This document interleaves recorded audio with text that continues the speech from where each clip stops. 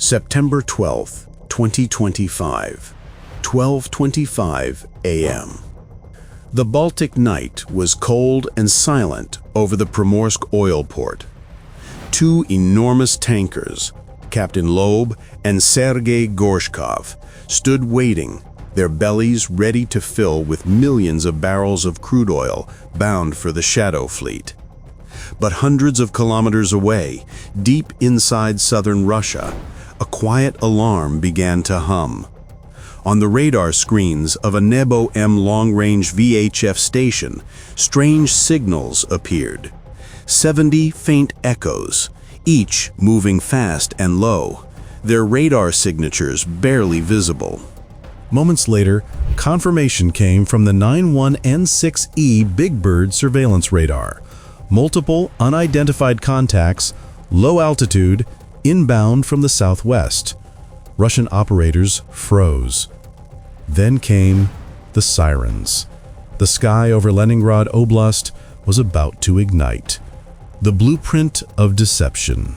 The roots of this attack lay months earlier in a dimly lit room in Kiev, where Ukrainian planners faced a cruel equation: to hit a target 1,000 kilometers deep inside Russia through the densest A2-AD air defense bubble on Earth. To succeed, they would have to turn Russian strength against itself. The solution was as elegant as it was deadly: a grand deception. Ukraine would flood Russia's skies with decoys, cheap, disposable, and fast, forcing Russian radars to chase ghosts while the real killers slipped through the cracks. When the first radar blips appeared that night, Russian generals felt no panic. This was exactly what their S-400s were built for. Across St. Petersburg and Leningrad Oblast, missile batteries came alive. Gravestone engagement radars locked on targets. Pantsir S-1s unleashed barrages of 30mm cannon fire, and buck systems scanned for survivors. The air was soon thick with fire and steel. But this wasn't chaos, it was choreography. Ukraine had drawn a map of Russia's defenses and was playing them like a symphony. The villages of Zelyosk, Tosno, Pokrovsko, and Usmino, names no one had ever heard, became beacons luring Russia's might away from the real target, Primorsk. The calm before the collapse. In a bunker near Gachna, a young Russian lieutenant reported the last drone in his sector destroyed. "Sector clear," he said. "All targets neutralized." That message climbed the chain of command, straight into the jaws of a trap. Unseen by the radar, a smaller formation, 7 UJ-26 Bober ER drones, was gliding just above the tree line, weaving through the chaos. They were the assassins. Unlike the wooden decoys that had been sacrificed, these were specialized machines, modified for range, carrying extended fuel tanks and 40-kilogram armor-piercing warheads. Escorting them were the Banshee 7 EW drones, their long-range bodies packed not with explosives, but with electronic warfare pods and antennae. Their mission? To blind the enemy, jam the radars, and escort the Bobers to their target, 1,000 kilometers deep inside Russia. Secret Ukrainian launch sites. Flying low over rivers, forests, and valleys, they hugged the terrain, silent shadows following preloaded digital maps. A few fell, crashing into the dark wilderness. Others pressed on. For hours, they flew without a signal, their paths invisible to Russian radar. Then, as dawn crept across the horizon, the first Russian systems awoke, and Ukraine's trap sprang shut. The Big Bird radar prioritized what it thought were the main threats: the 35 decoy drones rushing towards St. Petersburg. Missiles streaked upward, shredding plywood bodies in flashes of light. The Russians cheered. But the real killers, The 7 Bobber ERs had already crossed the border, invisible beneath the radar floor, escorted by their electronic shadows. The first contact. Near Volosovsky, a Panzer CS-1 locked on to a target, a lone bobber, steady and confident. On the operator's screen, telemetry flickered. Target captured, range steady. He pressed to fire, and the screen turned white. The Banshee 7, flying nearby, had unleashed a wall of jamming energy so intense it erased the radar's vision. The lock vanished, the cannons fired blindly, and the drone slipped through into the dark. This dance repeated again and again across Leningrad Oblast. By dawn, 33 drones lay shattered in the fields and forests. But for Ukraine, every drone lost was another door opened. And through that door flew the 7 that mattered most. The descent into fire. 4:45 a.m., Primorsk Omel-Port. Inside the coastal defense shelter, a sudden burst of blips appeared on radar. 7 small dots, closing fast. Panic. Missiles fired. 57 E-6 interceptors arcing upward. Too close.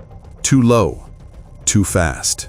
The drones split mid-flight, 3 diving toward the main pumping station, 4 veering for the tankers at dock. The first boober struck the control building, its thermobaric warhead sucking every molecule of oxygen from the room before detonating in a rolling inferno. The second plunged into the pipeline manifold, shattering the arteries of the port. And then the tankers were hit.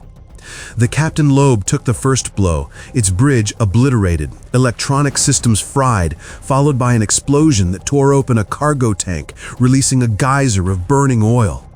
Moments later, the Sergei Gorshkov was struck twice, once in the engine room, then at the loading manifolds. Both ships were engulfed in fire. The 2 tankers, Kusto and Kailun, each over 110,000 tons, became twin pillars of flame rising over the Baltic coast. Within 40 seconds, Pumping Station 2 collapsed and Primorsk vanished beneath a cloud of smoke and fire so vast it was visible from orbit. The illusion of victory. By morning, the Russian Ministry of Defense claimed victory. 221 Ukrainian drones destroyed, they announced. All attacks repelled. But satellite images told another story. The port of Primorsk was gone.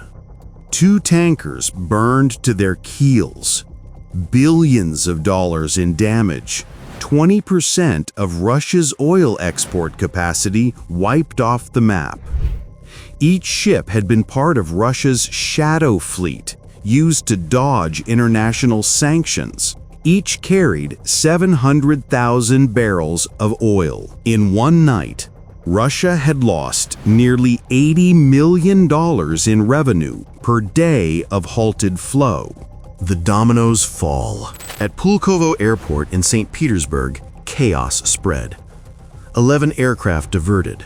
Civilian and military control systems flooded with ghost signals. Across the region, falling debris from downed drones triggered evacuation sirens. Radar operators stared at screens filled with clutter, real and fake targets indistinguishable. The deception was total.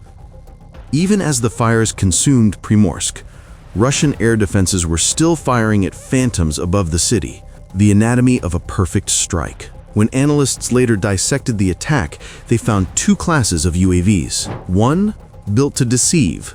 The other, to destroy. The decoys overwhelmed decision systems.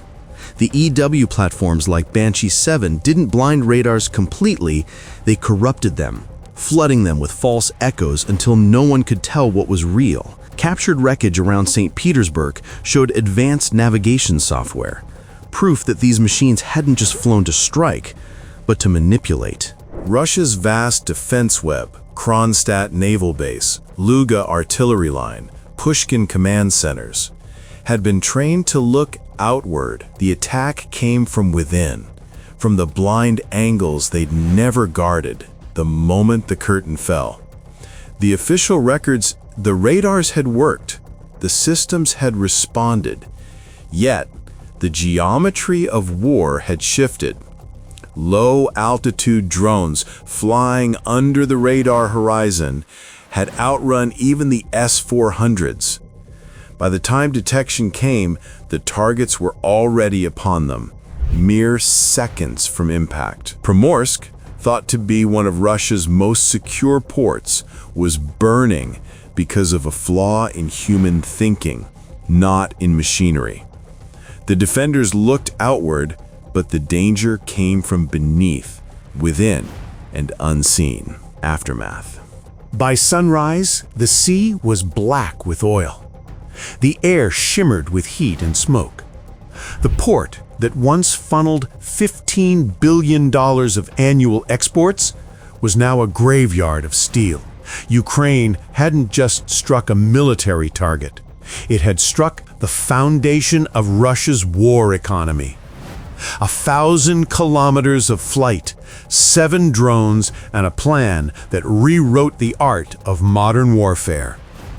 Wars are no longer won by those with the most expensive weapons, but by those who use what they have most intelligently. And that night, Ukraine proved that even a superpower can bleed if you know where to cut.